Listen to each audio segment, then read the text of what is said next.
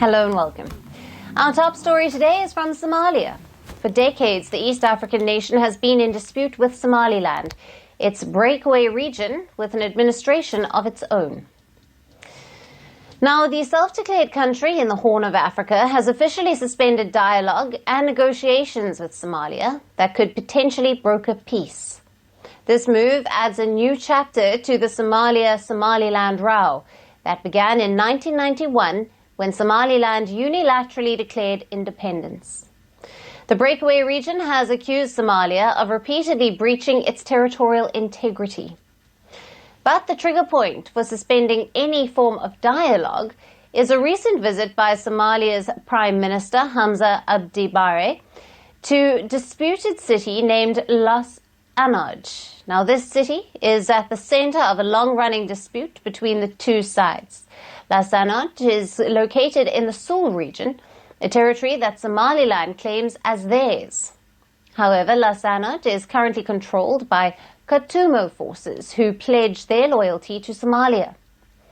Katumo forces are local militias who want their regions to be a part of Somalia, not Somaliland. In early 2023, they fought against Somaliland's separatist forces and took control of Las Anod, the same city that Somalia's Prime Minister recently visited.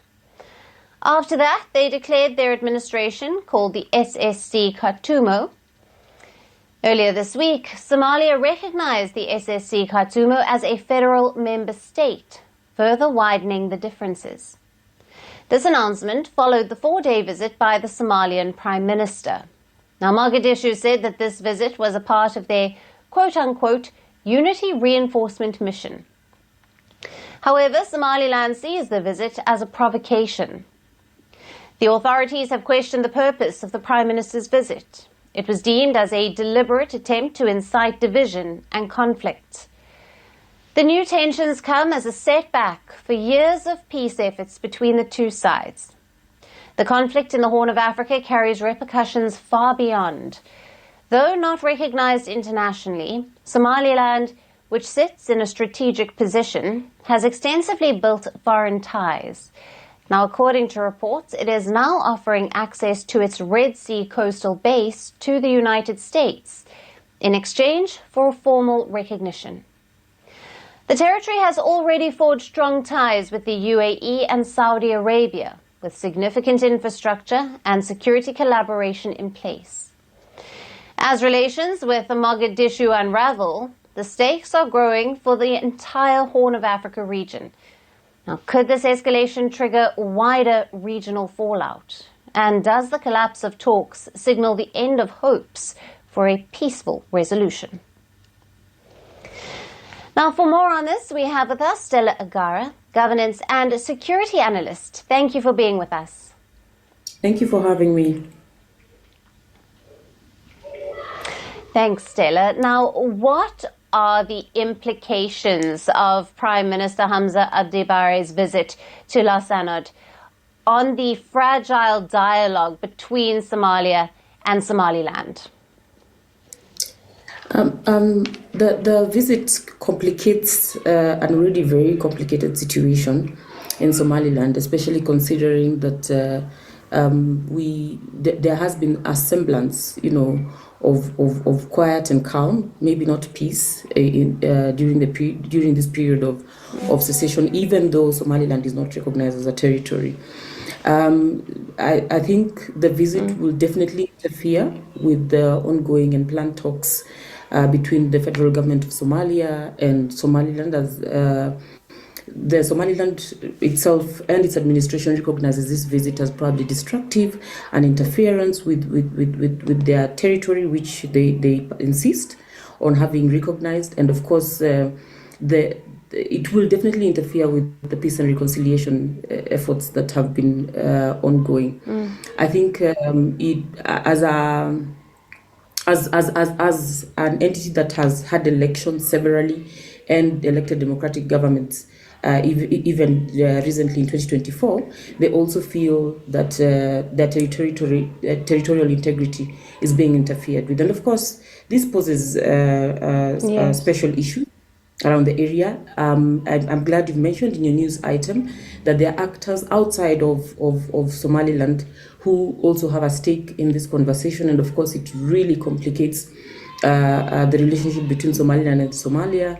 If, for example, entities like the US come in, of course there have been complications coming in from the existence of the UAE and the partnerships that they have with Somaliland. And of course, the issues with Ethiopia having agreements with the area. So it just complicates an already complicated situation, Alison. Right. And how does the presence of the Katumo state forces in the Sul region complicate the broader territorial and political dispute between Somaliland and Somalia? So a number of things then happen. For a while, Somaliland has been claiming to be an independent state, and of course, the presence of SSC Katumo definitely weakens their stance as an independent state.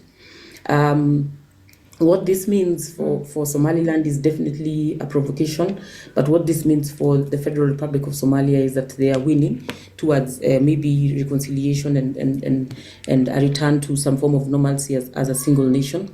There are other factors, for example, like issues of administration. Some of the agreements that Somaliland has been trying to make were supposed to be beneficial to the people of Somaliland. What does this mean when other forces then find themselves in Somaliland? How will they relate to the locals and the local forces within Somaliland? I think there are questions that need to be answered. It definitely means that they'll be less open to involve themselves in talks, especially because we don't know what amount of coercion could happen in the process. And I guess we are also talking about a more heightened push towards the secessionist agenda, especially because, like I mentioned in my first response, this has definitely come out as a provocation and as a reason for Somaliland to feel that maybe they need to push a little bit harder to be even more independent from the Federal Republic of Somalia. Yeah. Right. And given the recurring breakdown of talks, what role can regional and international actors play in mediating a sustainable solution between Somalia and Somaliland? Alison, strange enough, my first recommendation would be that generally the international community and all of Somalia's, the larger or former Somalia territory, respect international law and relate with those two jurisdictions in the ways that the law require. I think having foreign governments beginning to have agreements with an unrecognized territory is problematic. It's problematic because constantly it looks like they're only engaging with Somaliland, but it defines very specific geopolitical threats and sometimes opportunities that may be an issue to the proponents and the opponents in this conflict. So I think first is to cease with making any agreements with Somaliland, and then secondly, help facilitate fast-tracked talks that will determine whether those two territories will exist separately. I think Somaliland has presented valuable reasons why they should exist as a separate territory, especially by virtue of the fact that on many indices they have proven that they can be peaceful and have peaceful elections and have some form of democracy in their countries, despite the fact that the economy is struggling. But they have demonstrated that with a little bit of support, they should be able to exist as a separate territory.